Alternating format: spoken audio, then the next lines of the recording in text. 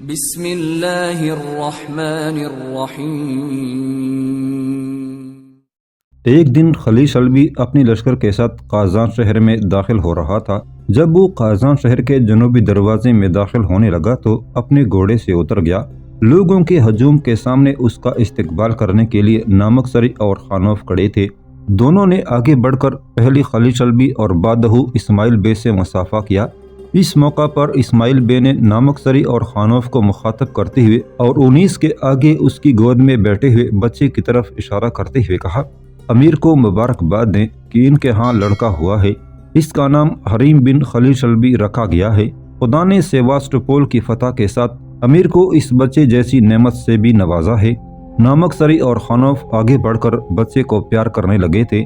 ان دونوں کے پیچھے قریب ہی کھڑی ان دونوں کی بیویوں نے بھی یہ گفتگو سن لی تھی اور وہ بھی آگے بڑھ کر انیس سے ملنے کے علاوہ اس کے بچے کو بھی پیار کر رہے تھے۔ قازان شہر میں ایک میلے کا سا سما تھا۔ لوگ اپنے گھروں سے امڑ کر خلیل شلبی اور اس کے لشکر کا استقبال کرنے کو آ رہے تھے۔ اس طرح ایک جلوس کی سی صورت میں خلیل شلبی حویلی میں داخل ہو رہا تھا۔ چند ماہ بعد ایک روز جبکہ خلیل شلبی، نامک سری، خانوف اور اسماعیل بے حویلی کے ایک دیوار کے ساتھ بچھی چٹائی پر دھوپ میں بیٹھے ہوئے تھے کہ حویلی میں امام شامل کا ایک قاصد داخل ہوا۔ خلیل شلبی کے محافظ اسے سیدھا وہاں لے آئے جہاں خلیل شلبی، نامک سری، خانوف اور اسماعیل بے بیٹھے ہوئے تھے۔ اس قاصد نے پہلے سب کے ساتھ مصافحہ کیا، پھر خلیل شلبی کے اشارے پر وہ چٹائی پر بیٹھ گیا اور کہا، یا امیر، آقا نے ان سب ہندوستانی جوانوں کو داغستان طلب کیا ہے جو قسطنطنیہ سے یہاں آ کر آپ کے لشکر میں شامل ہوئے تھے۔ امام شامل نے کہا ہے کہ ان کے لیے ان کی اپنی سرزمین میں کفر کے خلاف ایک جہاد شروع ہونے والا ہے۔ ان سب جوانوں کو ان کے پورے اخراجات دے کر امام شامل ہندوستان کی طرف روانہ کریں گے اور ان سے بہت بڑا کام لیں گے۔ خلیل شلبی نے پوچھا، لیکن ان لوگوں کو ہندوستان واپس بھیج کر ان سے کیا کام لیا جائے گا؟ قاصد نے کہا، یا امیر، آقا کہہ رہے تھے کہ روس نے ہندوستان کے لوگوں کو یقین دلایا ہے کہ اگر وہ برطانیہ والوں کے خلاف اپنی آزادی کی جدوجہد شروع کریں تو روس ان کی مدد کو آئے گا۔ روس چاہتا ہے کہ اہل ہند برطانیہ کے خلاف بغاوت کر کے برطانیہ کو وہاں سے نکال باہر کریں اور اس کی جگہ روس خود وہاں پر قابض ہو جائے۔ اس مقصد کے لیے روس نے اپنے کئی ایجنٹ ہندوستان روانہ کیے ہیں جو اپنے ہم خیال مقامی لوگوں کے ساتھ مل کر جگہ جگہ شہروں کی دیواروں پر یہ پوسٹر چسپا کر رہے ہیں کہ روس ان کی مدد کو آ رہا ہے، اور روس کی اسی مدد کی آس میں اہل ہند نے اہل برطانیہ کے خلاف اپنی آزادی کی جنگ شروع کر دی ہے۔ روس چاہتا ہے کہ وہ کسی بھی طرح ہندوستان پر قابض ہو جائے۔ امام شامل آپ کے لشکر میں شامل ہندوستانی جوانوں کو ہندوستان بیچ کر ان کے ذریعے وہاں کے لوگوں کو یہ بتانا چاہتے ہیں کہ اگر انہوں نے اپنے ذرائع پر انحصار کرتے ہوئے برطانیہ کے خلاف اپنی آزادی کی جنگ شروع کی ہے تو اسے اپنی پوری شدومت سے جاری رکھیں، اور انہوں نے اس امید پر برطانیہ والوں سے جنگ کی ابتدا کی ہے کہ اس معاملے میں روس ان کی مدد کو آئے گا، تو ایسا سوچنا ہی عبث اور بیکار ہے۔ ہاں، برطانیہ کے وہاں سے نکل جانے کے بعد روس ہندوستان پر قبضہ کرنے کے لیے ضرور ادھر کا رخ کرے گا۔ کاش ہندوستان کے لوگ سمجھتے کہ روس ان سے دھوکہ کر رہا ہے۔ خلیل شلبی نے کہا، تم کب تک یہاں سے واپس جانا چاہو گے؟ قاصد نے کہا، یا امیر، میں تو آج ہی یہاں سے داغستان کی طرف کوچ کر جانا پسند کروں گا، اور پھر امام شامل نے مجھے فوراً واپس آنے کو بھی کہا تھا۔ خلیل شلبی نے نامک سری اور خانوف کی طرف دیکھتے ہوئے کہا، ہمارے لشکر میں جس قدر ہندوستانی جوان ہیں اس قصد کے ساتھ روانہ کر دیے جائیں، راستے کے سارے اخراجات کے علاوہ انہیں اس قدر رقم بھی فراہم کی جائے کہ وہ اپنی سرزمین میں جا کر کم از کم 1 سال بے فکرے سے وہ کام کر سکیں جو امام شامل ان کے سپرد کرنا چاہتے ہیں۔ نامک سری اور خانوف وہاں سے اٹھ کر چلے گئے تھے۔ اس بار خلیل شلبی نے اسماعیل بے کی طرف دیکھتے ہوئے کہا، اسماعیل بے، تم مہمان کو ساتھ لے جاؤ اور اس کے کھانے اور آرام کا بندوبست کرو۔ اسماعیل بے اٹھا اور قاصد کا ہاتھ تھامتے ہوئے اس نے کہا، آپ آئیں میرے ساتھ۔ اسماعیل بے اسے اپنے ساتھ مہمان خانے کی طرف لے جا رہا تھا۔ اسی روز شام کے قریب سارے ہندوستانی جوانوں میں سے ہر ایک کو معقول رقم دے کر امام شامل کی طرف روانہ کر دیا گیا تھا۔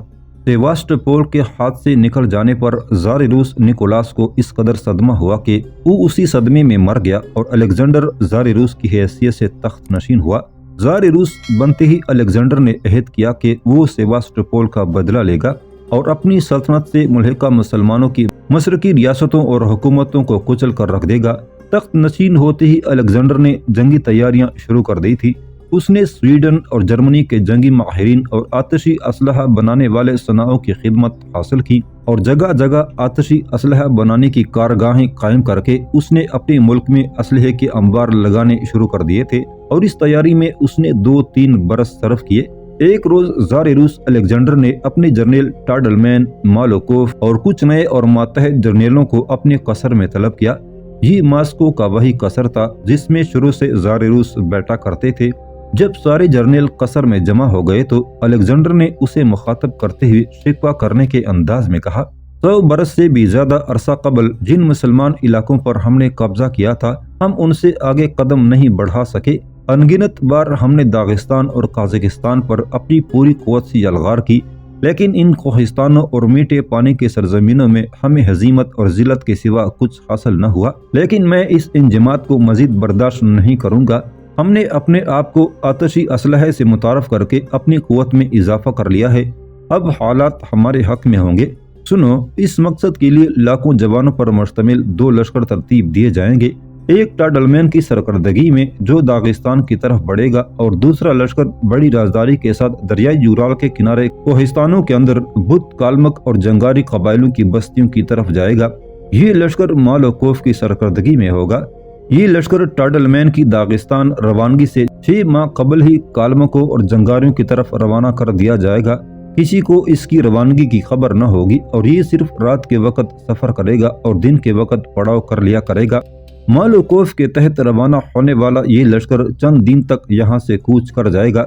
جب ٹاڈلمین داغستان کی طرف اپنے لشکر کے ساتھ پیش قدمی کرے گا تو اس وقت مسلمان یہی تاثر لیں گے کہ صرف داغستان پر حملہ ہو رہا ہے، کیونکہ قازقستان کا محاذ بالکل خاموش ہوگا۔ ماسکو سے ادھر کوئی بھی لشکر روانہ نہ ہوگا اور مالوکوف کالمکوں اور جنگاریوں کے اندر خاموش پڑا رہ کر اپنے جوانوں کو جنگی مشقیں کراتا رہے گا۔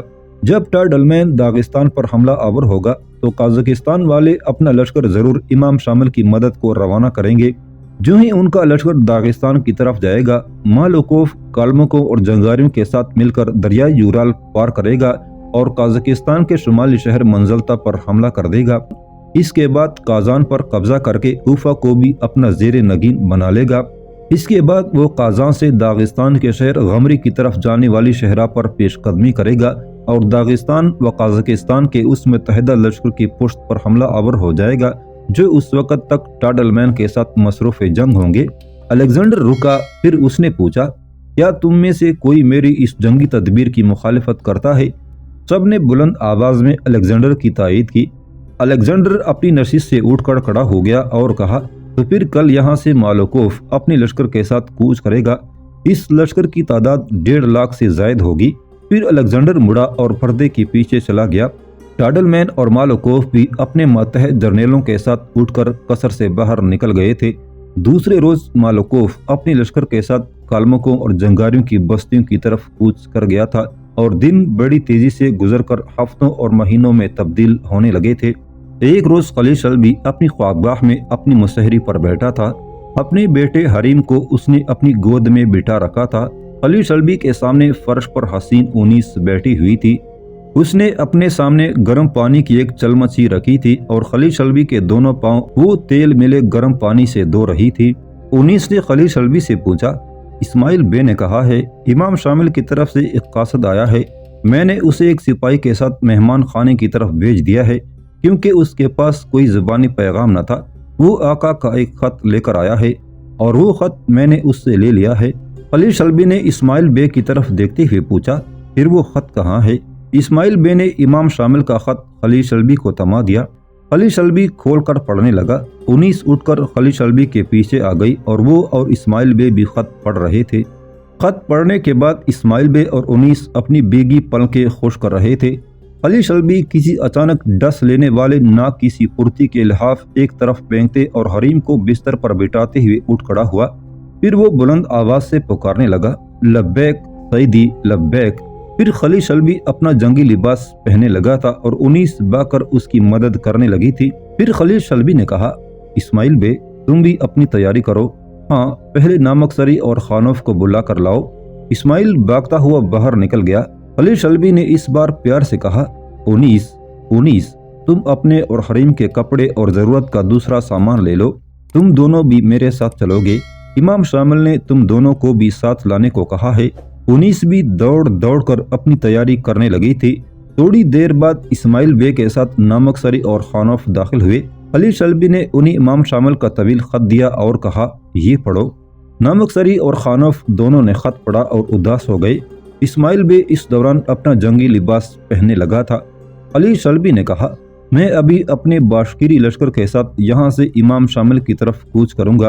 पोलगर्द और नौजान को पैगाम भिजवा दो कि वो मुस्तैद रहें, रूसी हमला आवर उधर का रुख करें। मेरे बाद अगर तुम खतरा महसूस करो तो दरिया यूराल की वाहिद पुल को आग लगाकर ख़त्म कर देना।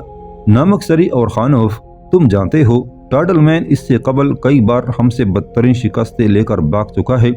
इससे कबल उसके साथी जर्नेल भी उसके साथ हुआ करते थे, जबकि इस बार वो एक टड्डी दल लश्कर के साथ अकेला दागिस्तान की तरफ बढ़ा है और उसका अकेले होकर इतनी बड़ी जुर्रत का कदम उठाना इस अमर का कमाज है कि टाडलमैन के इस तरह अकेले बढ़ने में ज़रूर कोई ख़ास बात पिन्हा है। बहरहाल मेरे बाद तुम लोग भी मुहतात रहना।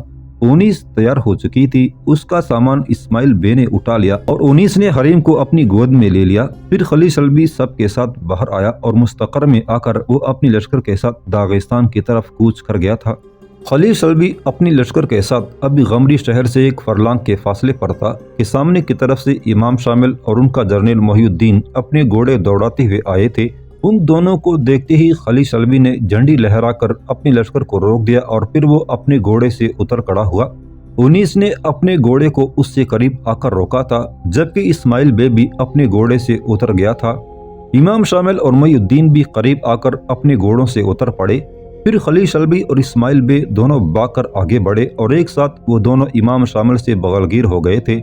इमाम शामिल ने दोनों की पेशानियां चूमी, फिर वो दोनों को छोड़कर उनीस की तरफ बढ़े, जबकि खलील शल्बी और इस्माइल बे मोहिउद्दीन से बगलगीर हो रहे थे। इमाम शामिल जब करीब आए तो उनीस ने घोड़े से उतरने की कोशिश की, पर इमाम शामिल ने फौरन आगे बढ़कर उसके सर पर प्यार से हाथ रखते हुए कहा, घोड़े पर ही बैठी रहो मेरी बच्ची, नीचे न उतरो। तुम एक ऐसे मुजाहिद की बीवी हो जिसके पास चलकर आना मैं अपनी जात के लिए फख्र समझूंगा। फिर इमाम शामिल ने हरीम को, जो उनीस के आगे बैठा हुआ था, अपने दोनों हाथों में उठा लिया और उसे अपनी छाती से लगाकर उसे लगातार चूमते हुए, ऐ नन्हे फर्जंद, मेरी दुआ है कि तू अपने अजीम बाप की तरह दुश्मन के कलूब अजहान और उनके मुनाफिकाना अमाल में खंजर की तरह घुस जाने वाला साबित हो। हरीम बेचारा, जो इस्माइल बे के चेहरे से वाकिफ न था, सवालिया अंदाज में अपनी माँ उनीस की तरफ देखे जा रहा था। उनीस ने मुस्कुराते हुए कहा, ऐ मेरे बेटे, ये तेरे दादा अभी हैं। अब हरीम मुस्कुराकर और कुछ बेतकल्लफ सा होकर इमाम शामिल की तरफ देखने लगा था।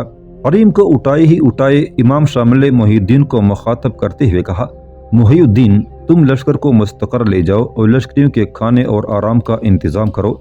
इमाम शामिल के हुक्म पर मोहिउद्दीन लश्कर को मुस्तकर की तरफ ले गया, जबकि इमाम शामिल खलील शल्बी, उनीस, इस्माइल बे और हरीम को शहर की तरफ ले जा रहे थे। इमाम शामिल सबको लेकर जब अपनी हवेली में दाखिल हुए तो अंदर से उनका खादम कसम खान भागता हुआ निकला। खलील शल्बी और इस्माइल बे से वो बारी बारी गले लगाकर मिला। फिर कसम खान सबके घोड़ों को अस्तबल की तरफ ले गया था और इमाम शामिल उनके साथ अपने दीवान खाने में आ बैठे थे। दीवान खाने में चंद सानियों तक खामोशी रही। फिर इमाम शामिल ने खलील शल्बी को मुखातब करते हुए कहा, खलील शल्बी मेरे बेटे, रूसी जर्नल टाडलमैन अपने टड्डी दल लश्कर के साथ इस वक्त जार्जिया में रुका हुआ है और चंद रोज तक हमारी तरफ कूच करेगा। मेरी सलाह है कि हम कल यहाँ से कूच करें और कोहिस्तान कफकार के दुश्वार गुजार रास्तों और दर्रों में उससे टकराएं। खलील शल्बी ने कहा, मैं पूरी तरह आपसे इत्तेफाक करता हूँ। इमाम शामिल ने कहा, ये जंग मुश्किल और तकलीफ देह होगी बेटे। रूसियों ने अपने लश्कर में खतरों से खींची जाने वाली तोपें और आतशी हथियार शामिल कर लिए हैं और उनका सामना हमें किसी तदबीर और तदब्बर के साथ करना होगा। खलील शल्बी ने कहा, हथियारों की दौड़ में हम मगरब से पीछे रह गए हैं। इस जंग के बाद मैं इस्तांबुल जाऊंगा और वहां से आतशी असलहे के माहर तुर्क सेनाओं को लेकर आऊंगा। बहरहाल जो भी हालात हैं हमें उनसे निपटना होगा। नोट, उस इलाके में मुसलमान आतशी हथियारों से 1868 के बाद मुतारफ हुए थे। खलील शल्बी खामोश हो गया क्योंकि कसम खान खाना लेकर आया था। सब फर्श पर बिछी चादरों पर बैठकर खाना खाने लगे थे। دوسرے روز امام شامل اور خلیل شلبی اپنے متحدہ لشکر کے ساتھ جنوب کی طرف کوچ کر گئے تھے۔ خلیل شلبی کی کازان سے روانگی کے بعد روسی جنرل مالوکوف کالمکوں اور جنگاریوں کی بستیوں کے اندر سے حرکت میں آیا۔ 6 ماہ تک وہاں رہتے ہوئے اس نے کافی کالمکوں اور جنگاریوں کو بھی آتشی اسلحے کے استعمال کی تربیت دے دی تھی اور انہیں اپنے لشکر میں شامل کر کے مالوکوف نے اپنے لشکر کی تعداد 2 لاکھ کے قریب کر لی تھی۔ اپنے آتشی ہتھیاروں اور خچروں سے کھینچی جانے والی توپوں کے ساتھ مالوکوف نے بڑی تیزی سے پیش قدمی کی، دریا یورال کو عبور کیا۔ دریا میں جس جگہ زمین پتریلی ہونے کے بجائے ریتلی تھی وہاں لکڑی کے تختے بچھا کر توپوں کو دریا کے اس پار لے جایا گیا۔ یہ کام کوئی مشکل طلب بھی نہ تھا کیونکہ وہاں دریا یورال کئی دھاروں میں بٹ کر اتلا ہو گیا تھا اور پھر سرما ہونے اور گزشتہ دنوں میں لگاتار برف باری کے باعث دریا میں پانی بہت کم تھا اور اسے خچروں سے کھینچی جانے والی توپوں سمیت پار کرنا مشکل نہ تھا۔ دریا یورال عبور کر کے مالوکوف نے منزلتا شہر کا محاصرہ کر لیا تھا۔ اولگرد نے فصیل کے اوپر سے روسیوں پر آگ، کھولتا ہوا پانی، تیر اور پتھر برسا کر اپنی انتہائی کوشش کی کہ دشمن کو فصیل کے قریب نہ آنے دے، لیکن روسیوں نے جب فصیل کے محافظوں پر گولیاں اور فصیل پر اپنی توپوں سے گولے داغنے شروع کیے تو حالت بدلنے لگی اور شہر کی فصیلیں لرزنے لگی تھی۔ آخر لگاتار گولہ باری سے شہر کی فصیل کا ایک حصہ گر گیا اور روسی اس میں سے شہر میں داخل ہونے کے لیے آگے بڑھے، لیکن وولگرد نے انہیں اتنی آسانی سے شہر میں داخل ہونے کی اجازت نہ دی۔ اپنے لشکر کے ساتھ فصیل کے راستے وہ شہر سے نکلا اور روسی لشکر پر اس نے عام حملہ کر دیا تھا، لیکن وولگرد کی کوئی پیش نہ گئی۔ ایک تو روسی لشکر ہی اس سے کئی گنا زیادہ تھا، دوسرے آتشی ہتھیاروں نے وولگرد کی ساری کامیابیوں کو محدود کر کے رکھ دیا تھا۔ وولگرد کے لشکر میں گھوڑے توپوں کے گولوں سے بدک کر اپنے سواروں کو گرا کر زخمی کرتے رہے۔ اس کے علاوہ گرم گولیاں وولگرد کے لشکریوں کے سینے چلنی کرتی رہیں۔ آخر وولگرد کا سارا لشکر جنگ میں کام آ گیا، خود وولگرد بھی بیچارہ مارا گیا تھا۔